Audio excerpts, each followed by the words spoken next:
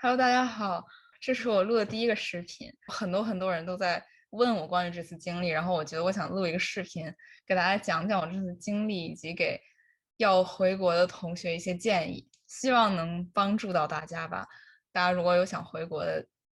需要查一些资料和心得体会的，也可以借鉴一下我的经历。我今天的视频我会讲一讲行前准备，也就是买机票等等。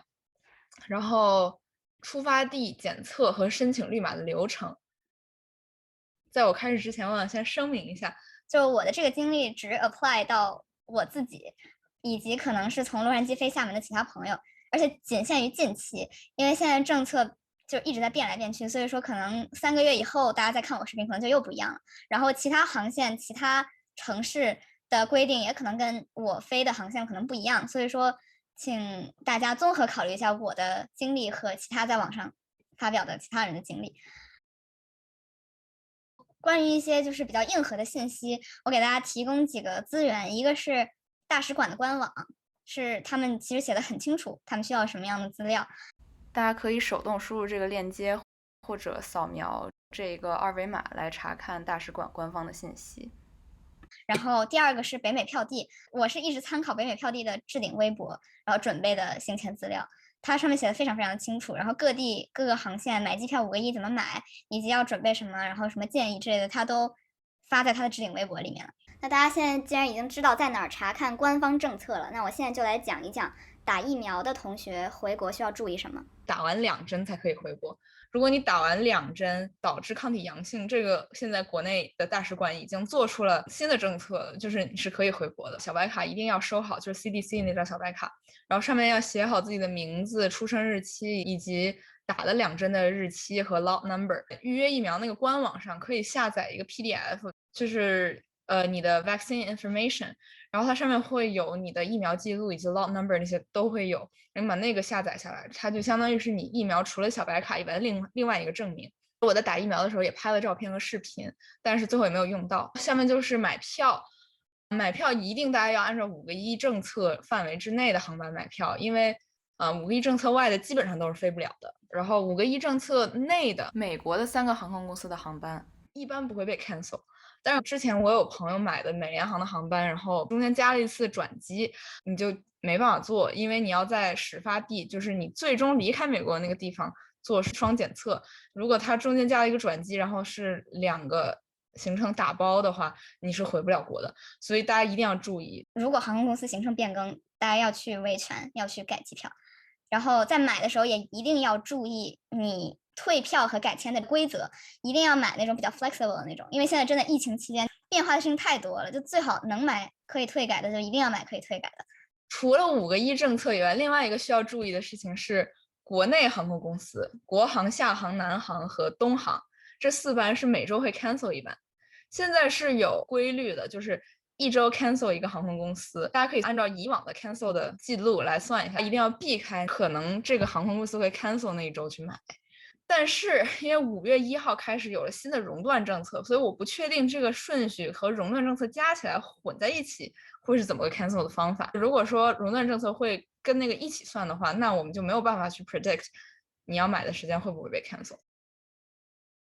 买好机票以后就可以订美国国内的机票，因为我是 LA 飞，如果你不是 LA 本地人的话，你还得从本地飞到 LA 嘛。我建议大家可以提前2天过去。我当时是20号凌晨的航班，也就是19号晚上值机，然后我17号就过去了。17号过去是绝对来得及的。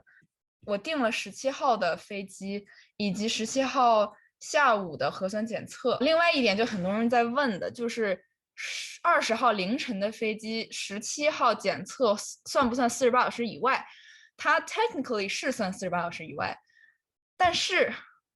他们是按自然日算，而且是按值机时间算，不是按登机时间算。所以说，17号的检测加2个自然日，就是18号、19号，也就是说19号晚上23:59之前值机都没有问题。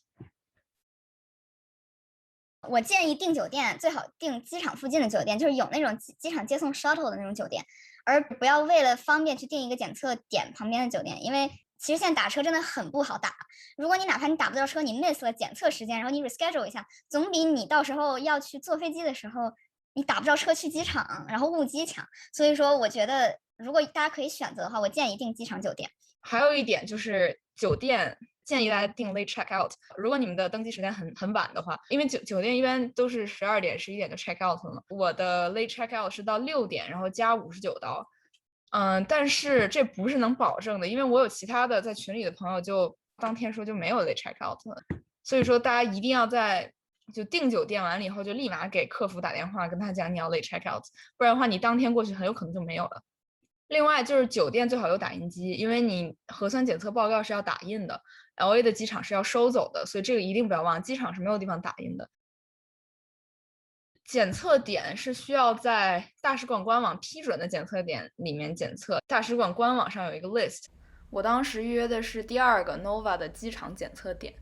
，1、2、8都是在机场附近。我知道我打过疫苗肯定要加测蛋白的话，我就直接选了一个距离又差不多，离机场酒店大概走路20分钟，然后加测蛋白并不花钱的一个机构。建议大家在买票的时候尽量找一个伴跟自己一起，如果有什么问题就可以互相帮助，如果没有呢，大家就是也可以加群。加群这点我真的非常非常的推荐，因为在这种 unpredictable time 群里面很有帮助。我是朋友给我拉进去的，因为当时我是跟朋友一起买的机票嘛。这个群是 LA 飞厦门的一个大群，它是专门针对 LA 厦门这个航线的一个群，它是北美候鸟创的一个官方的航线群。这个群里面的人自己又自发的创建了一个5月20号飞的小群，可以加北美候鸟的志愿者的微信，然后他们的微信我也会 po 在这。他们不仅有航班群，还有一大堆其他的群，有隔离群、回国问题交流群、来美群等等，还有什么别的群。就是我觉得如果大家想加群，就是获取一些一手信息的话，可以加他们的微信，让他们给你们拉进去。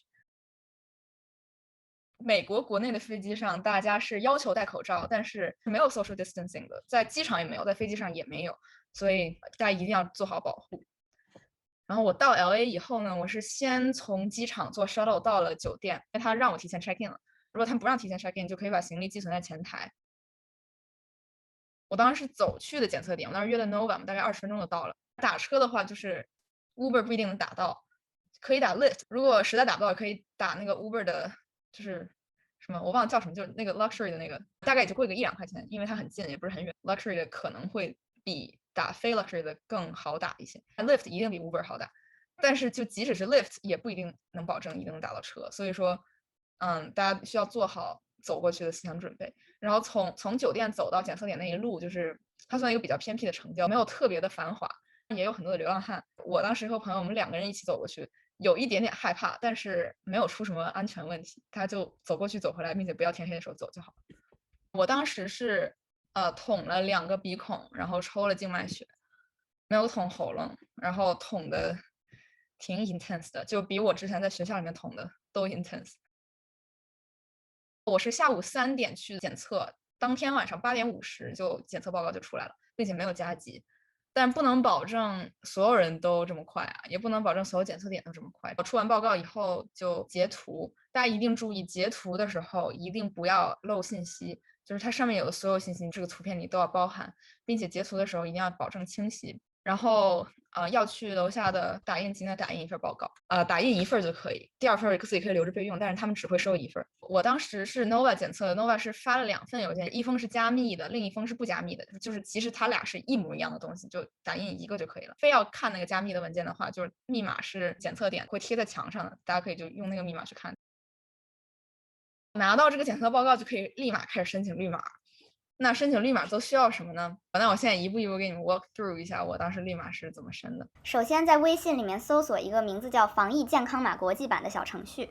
点击进入以后是这样的页面，然后点检测结果申报，这里应该选有居民身份证者。如果你有身份证的话，它不一定非得让你随身带在身上，只是你需要用身份证号来填信息。个人信息当然就不用我跟你们讲，你们肯定都知道。比较 confusing 的几个点哈，第一个是目前所在城市要写洛杉矶，就是你的出发城市，就是你当时当刻在那个城市，而不是你上学的地方。有效手机号最好填境外的，这样的话，他们如果一旦有什么事情，可以直接联系你。如果你的 antibody 是阳性的话，它会有一个血清 IgM 抗体呈阳性说明情况。那这个地方我填的是已接种什么什么疫苗，加测 N 蛋白结果为阴性，这是我填的。已接种什么疫苗，就是你接种啥你就填啥就行了。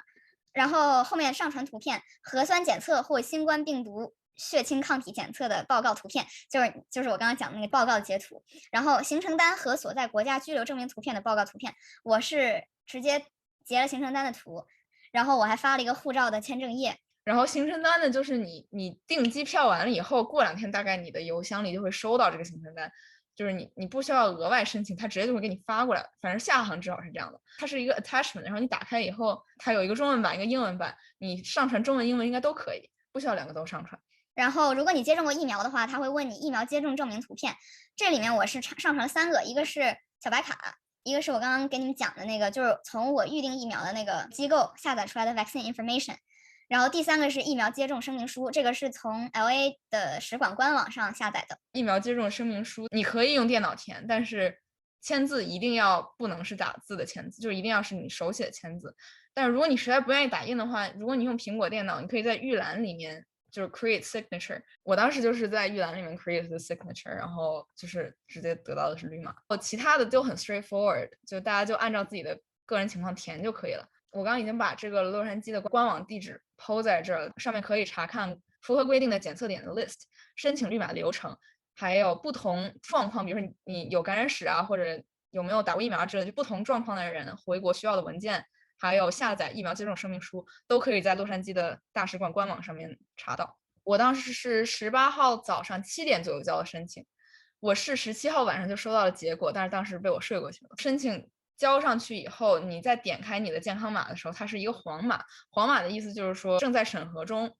然后绿码出来的时候，这个小程序会通过微信通知就告诉你的绿码出来了。我在玩的过程中收到了绿码，就非常开心。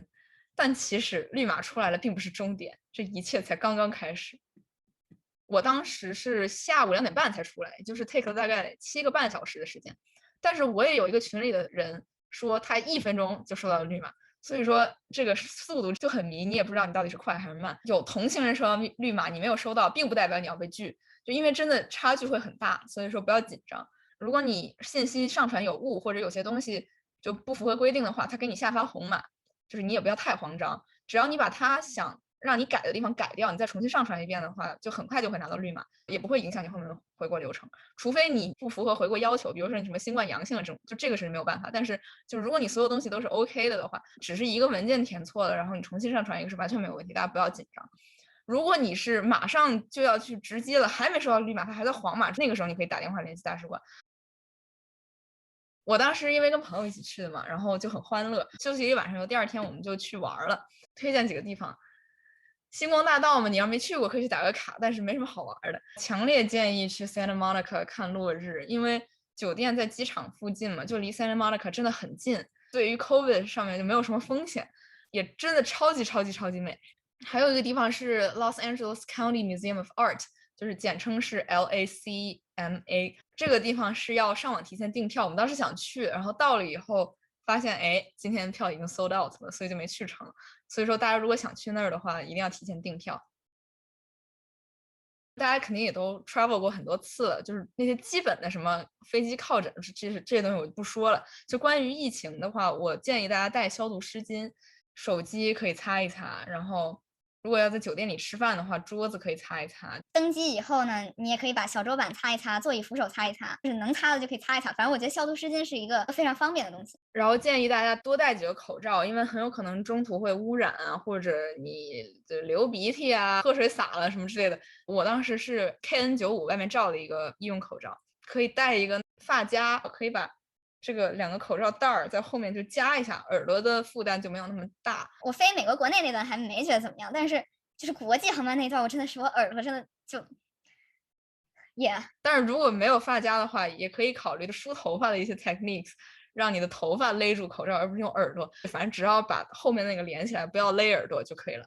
还有强烈建议大家在托运行李放一把小刀或者是剪刀，因为在隔离酒店里面经常会用到，比如拆快递或者拆方便食品包装袋的时候，但是隔离酒店是不能快递刀具的。时间关系，我就先讲到这儿。如果大家有什么疑问的话，可以在评论区留言。然后，如果大家想看我后面隔离生活是怎么样的，可以关注我。谢谢大家的支持，希望我的这些点滴的经历可以帮助到大家。拜拜。